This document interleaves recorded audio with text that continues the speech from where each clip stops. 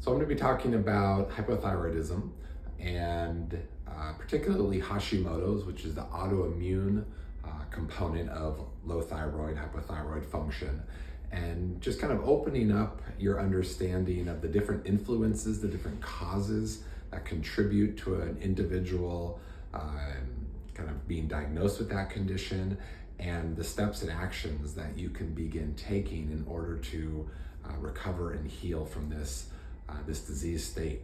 And I just recently did a poll amongst my community asking people what they are looking for, more education around health conditions. This was the one that was most popular, so started with this. I'll do others as time goes on. So the thyroid gland, I always kind of think of it as a butterfly. It's located right here in our neck. It's small but extremely powerful. The thyroid gland essentially runs metabolism. So metabolism, how I define that or think about it, really is how energy is distributed in the body. So energy is created primarily from from the food we eat. This is why food is so critical, that it matters the types of foods we put into our body, because it influences our metabolic state, which eventually influences the organ systems that interact with that metabolic state. But that's what metabolism is taking a calorie, it is then breaking it down, assimilating it, distributing it, allowing it to have action and function on the system, and then has a part of eliminating what's not needed. So the thyroid is really involved. It's very involved in your digestive health. It's very involved in muscle building. It's very involved in nutrient distribution, mental, emotional health. I mean, it kind of touches all aspects of the physiologic system. So when this goes down, it's just a bad scenario. The most kind of common symptoms that people, and this happens mostly in women. Definitely men have hypothyroidism, have Hashimoto's. It's more common in women. But the symptoms that my patients complain about when they're dealing with this condition ranges from lethargy and fatigue, just can't get your day going, not a lot of motivation, just really exhausted through the day. From that to lots of constipation, digestive issues, IBS. In my experience, low thyroid absolutely ties into a dysfunctional gastrointestinal system that verges into irritable bowel syndrome, verges into alternating constipation, diarrhea, gas, bloating, even into SIBO, small intestinal bacterial overgrowth. Just because, again, when your thyroid starts to lose its state of function, your digestive system gets stagnant. It kind of slows down. It's kind of like a river, right? If a river's moving really good, it's in a really good, healthy, dynamic environment, that river slows down, more things accumulate, bacteria, yeast. I mean, that in the gut, that's what happens. That's how you get these bacterial overgrowths, or you can get, leaky gut conditions arise from this as well too. But going back to symptoms, so patients will feel those digestive symptoms. They'll gain weight, that's for sure. Low thyroid, weight gain is very common. Weight that's just really difficult, if not, impossible to lose until this is addressed appropriately. People will also, complain of changes in their hair, whether their hair is getting thinner, whether it's falling out. Also dry skin, changes within the skin condition. I mean, those are kind of these big common ones. But then again, with Hashimoto's on board, with that autoimmune condition, those primary symptoms are very relevant, but kind of left unaddressed, that autoimmune reaction just burns. It burns from an inflammatory standpoint, and you just start getting tremendously more systemic reactions, which again lead to more pervasive lethargy, like into a chronic fatigue state, lead more into strong depression states. It can really lead to, for women, into dysmenorrhea or dysfunction within the menstrual cycle. It can also lead to dysregulated cholesterol levels in the body, which has concern around cardiovascular health, and then again, that autoimmune reaction kind of left unaddressed moves towards more and more deviant immunological states, and cancer is a factor of an end road of a left unchecked autoimmune response. So, I mean, there's a lot of stuff to think about and go over when we're looking at hypothyroidism and specifically Hashimoto's, that aspect, but just good to understand how it kind of touches on all these different systems. So let's just first think about, like, how does someone get to Hashimoto's? How do they get to this hypothyroid state? Well, first of all, in my experience, this doesn't happen just out of the blue. There's usually two big triggers that will push an individual's thyroid into this hypothyroid state and this autoimmune reaction. The first is inflammation. So inflammation is the product of when the body has to endure kind of an onslaught of things that are coming into its system that it has to react to.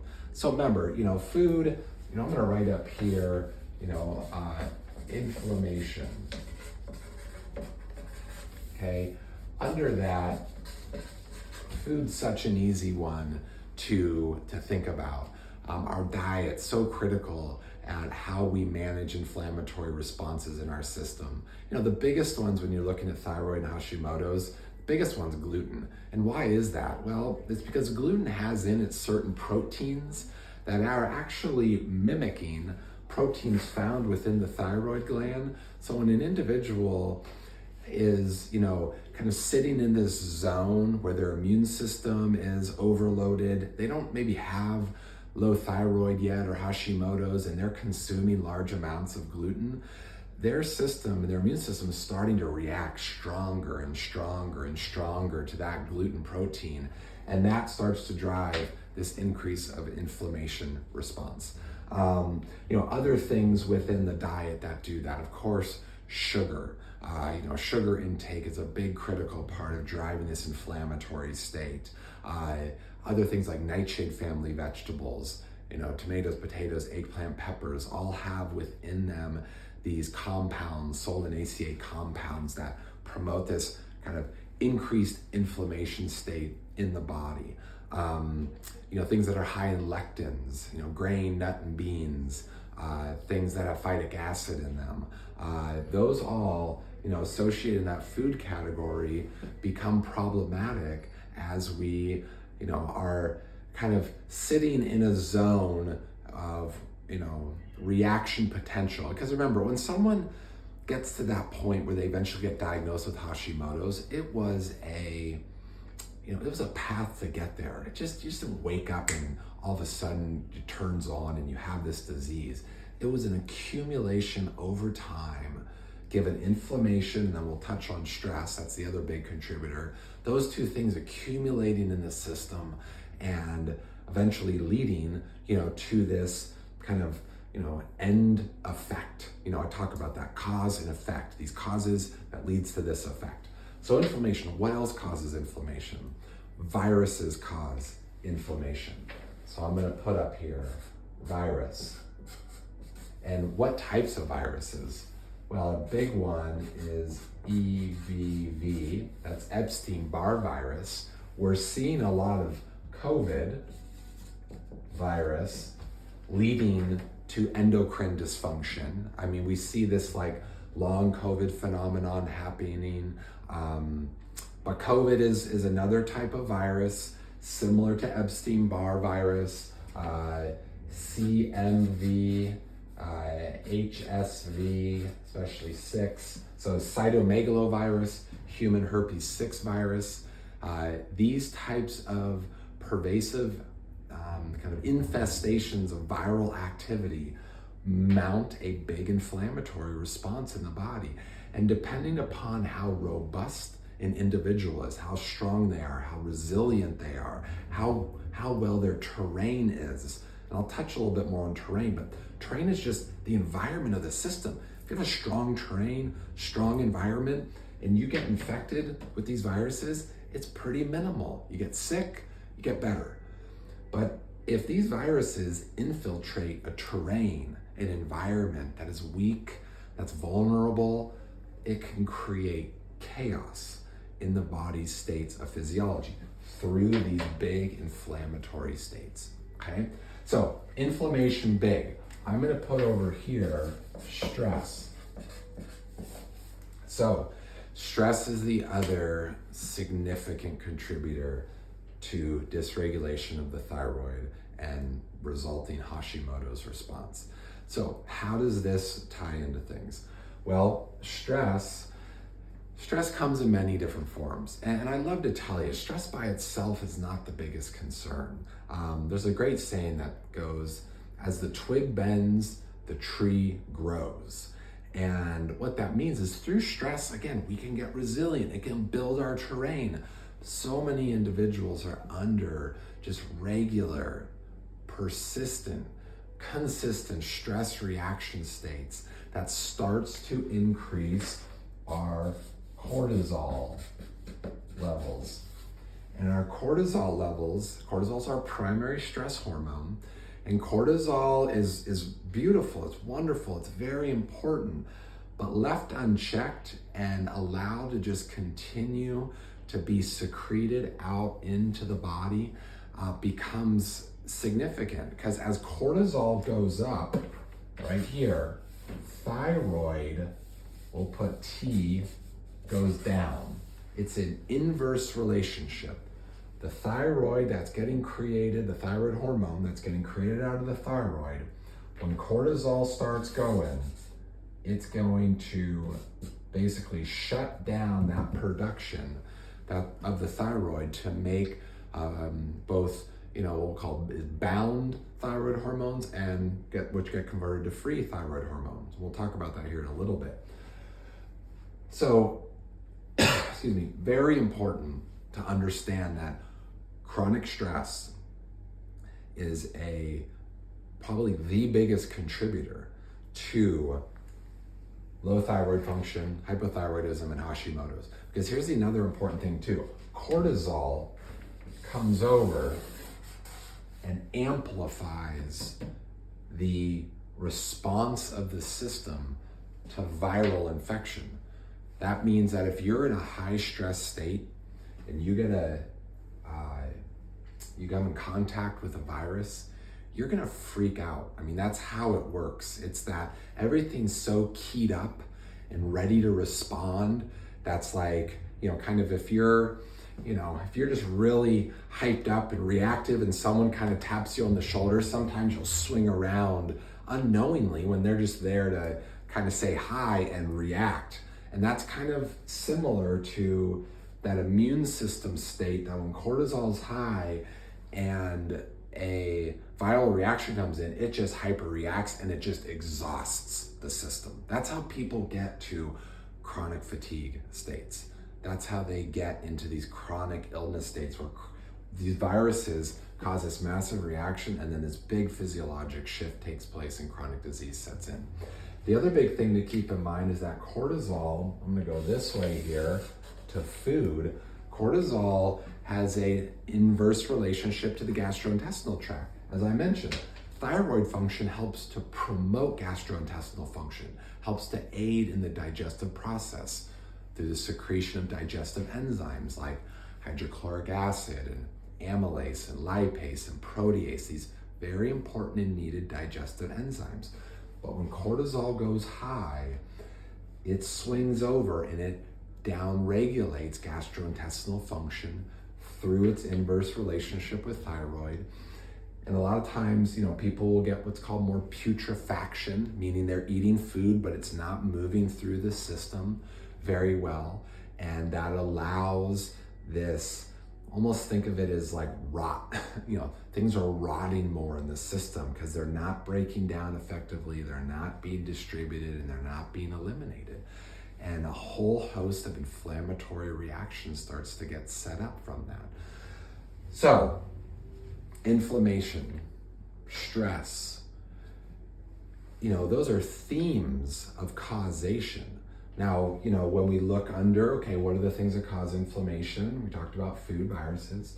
Obviously, things that cause stress, and this is another another topic to discuss, but a lot of it's in our mind, it's our beliefs, it's our thinking. It absolutely doesn't matter how good your thinking is. Sometimes you'll have events in your life that are going to create stress for you. And that's very relevant. But what are your coping skills? What are your tools to respond to that stress, to be able to regulate not just your emotions? It's good to have emotions, but the response from those emotions is very important, because every cell in your body is eavesdropping on your thinking and your emotional state, deciding how it's going to react, when it's going to react.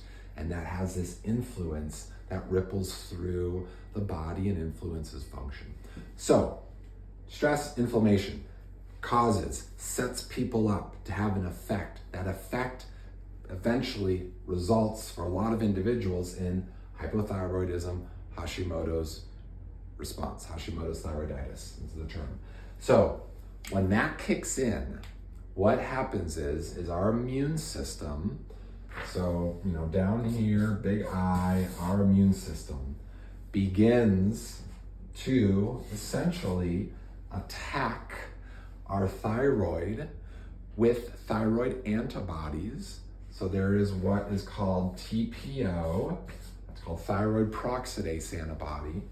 Then there's called anti-TG, antithyroglobulin antibody.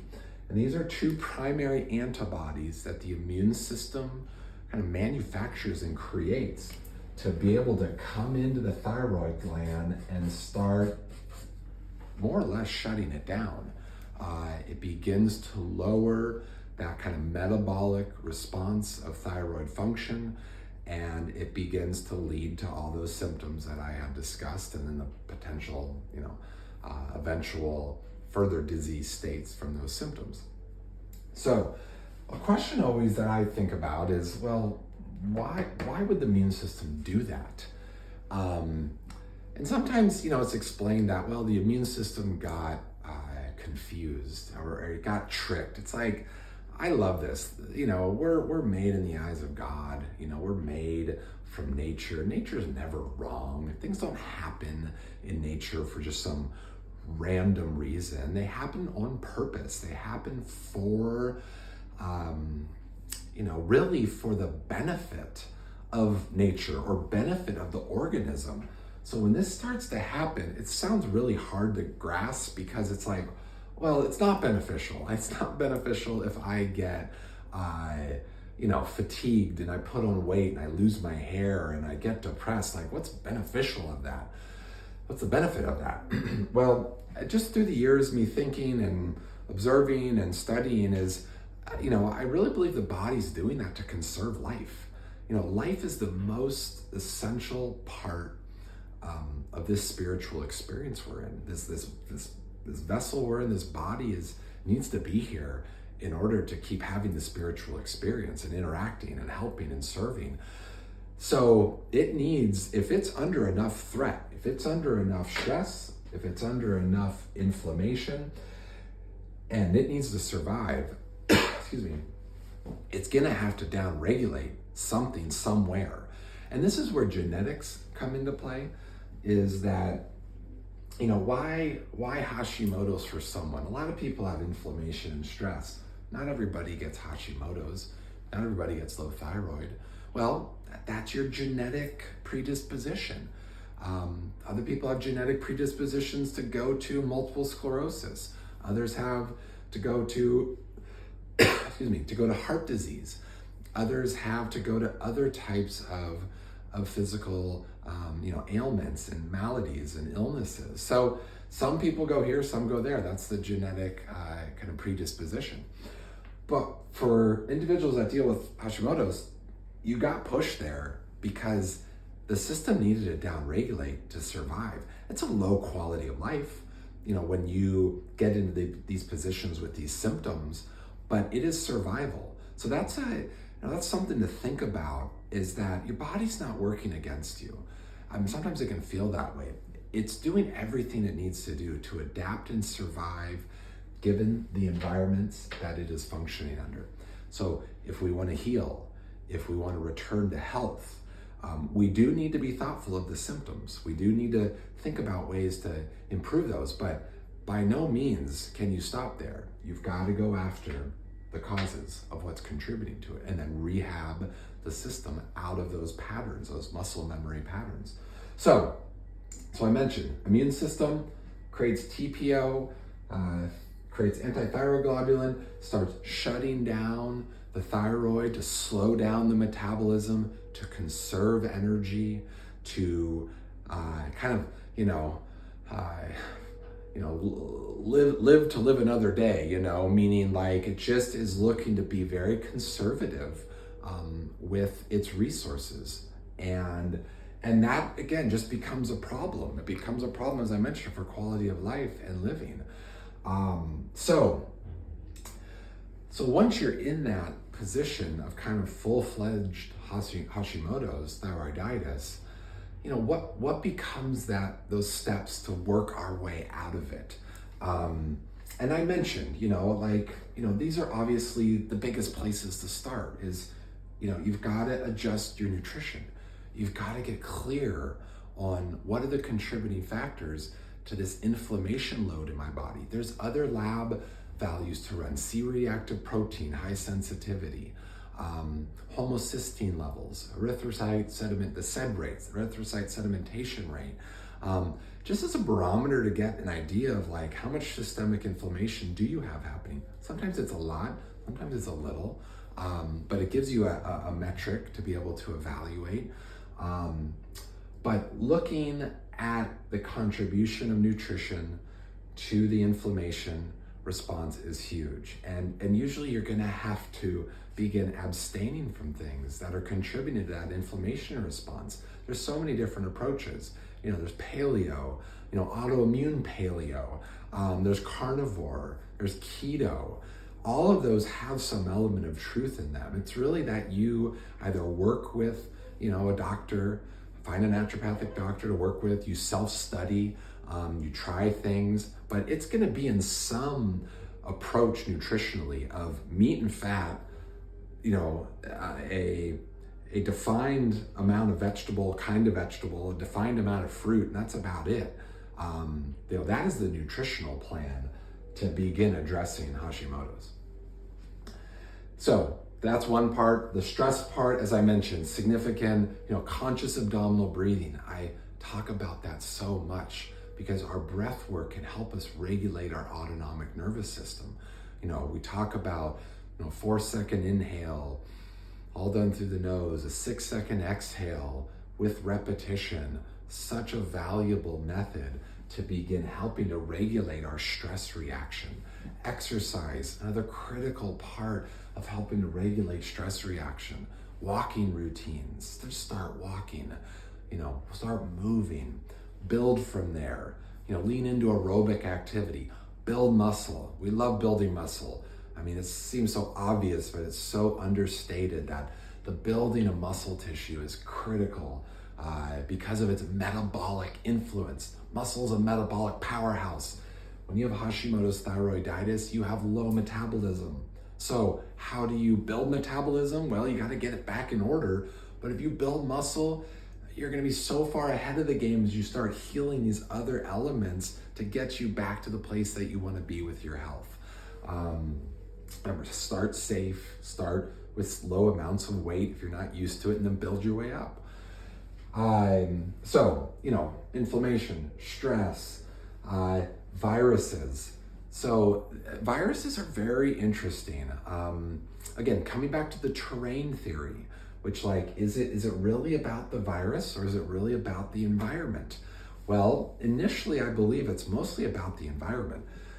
If you have a strong, robust environment, these viruses are not very problematic. But man, once they take hold, you've got to recreate your environment, but you have to treat those viruses. There's just no way around it. And here's the thing with viruses though, is that once you have them for life. So some ways to understand that is like someone who does have HSV, herpes simplex virus. Once you got it, if you have, type 1 or 2, you get different lesions in different parts of the body, but they come and go. And why do they come and go? What's the variable? Stress and inflammation. So you'll see people get more stressed, they get a cold sore that pops up. That's a herpes virus. They get more stressed, they have a genital lesion that shows up. That's a herpes virus. They get too much inflammation, too much sugar. Same thing. That can happen. So as I mentioned, when you treat a virus, it's not as much of similar, in certain bacterias, you can kind of kill bacterias out of the system. Like things like strep and staph, you can't. But with these ones, you basically have to put them back in their place. But you've got to use targeted remedies to do that. Things like cat's claw, things like wormwood. Again, ivermectin had been used through COVID to help improve this viral replication. People are using that with more chronic viruses now too. Pod de Arco. There are, again, very good homeopathics to use for antiviral activity, but you've got to target those viruses. Super essential that you do that in order to start knocking down the influence on that thyroid gland, because these viruses will make their way into this glandular tissue. And that is kind of one theory, so to say. I think it's more than a theory, but what these antibodies are targeting also is this viral activity that is happening in the thyroid gland. So when viruses kind of come out to play, so to say, when the system's under distress and inflammation, they like to go sit within glandular tissue, the pituitary gland, the thyroid gland, the adrenal gland.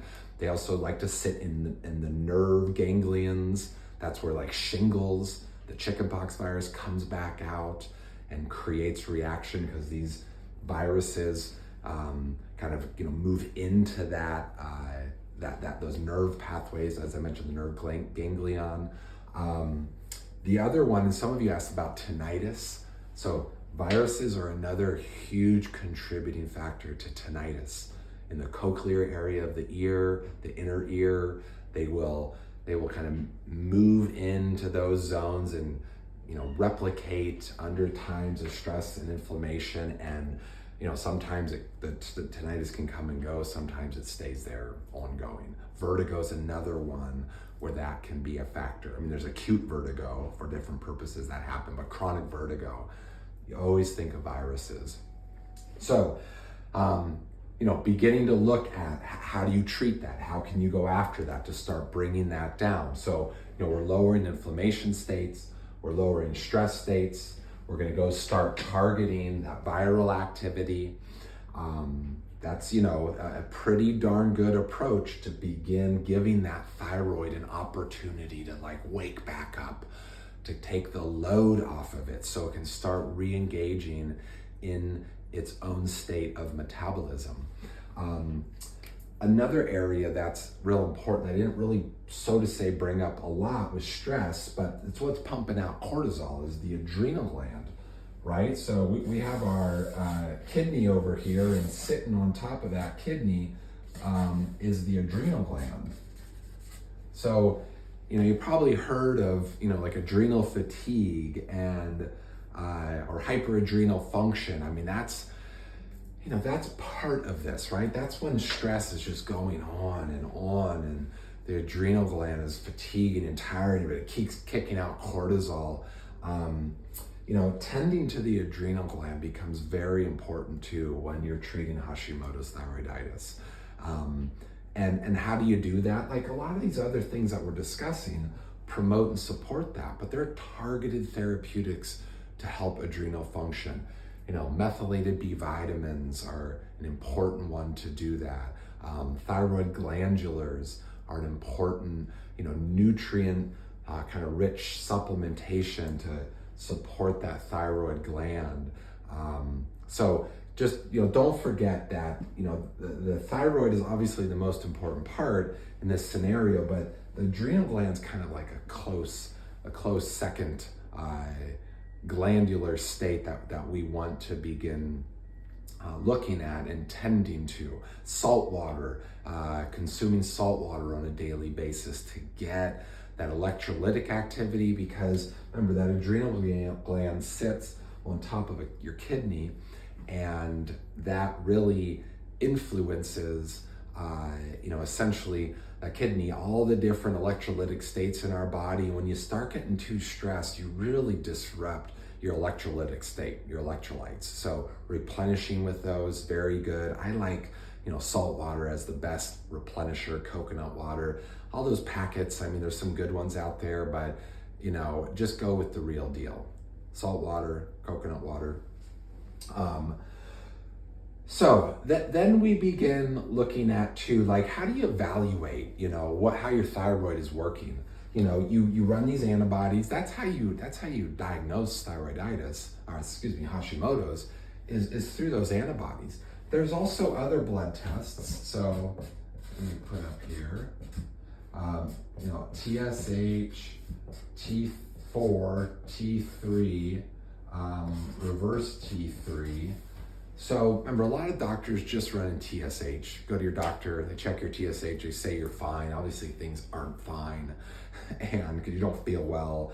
And you need to look at a complete test, a complete panel. TSH, thyroid stimulating hormone, T4, that's our inactive thyroid hormone. You can get a total T4 and a free T4. Total means that it's the total amount of T4 bound to proteins, which means it's not bioavailable. Free T4 is when it's bioavailable. It's available to act to convert to T3. T3 is the active form of thyroid in our body. Converts from T4, and you can run, again, blood work wise, the total T3 and the free T3. And part of this that's really important and valuable is to remember too that there's what's called reverse T3. So reverse T3 is, think of that, T3 is the active form of thyroid. Reverse T3 is when that active form gets shunted to an inactive form of the hormone. So you can run reverse T3 levels, and you can see how high those are in an effort to understand how your thyroid is functioning. And all of that just gives you a really good picture to try to assess in that chemistry, the relationship to how you're feeling, to how your symptoms are. So ask your doctor, get those tests done, get the antibodies done, paint that picture. If you're not diagnosed yet and you have these symptoms, push to at least rule this out as a contributor. If you're, been dealing with Hashimoto's for a long time, you may already be getting these tests done, you're already evaluating them. One thing to talk about too is all the hormone supplementation. Oftentimes, right, when Hashimoto's and thyroid show up, you're usually just not well, you're a mess, not feeling good. If these blood tests come back and your TSH is through the roof, and that's what will happen is your thyroid, TSH will go high when you have low thyroid. A lot of times your T4 and T3 will be low, your reverse T3 will be high, and your thyroid antibodies will be high.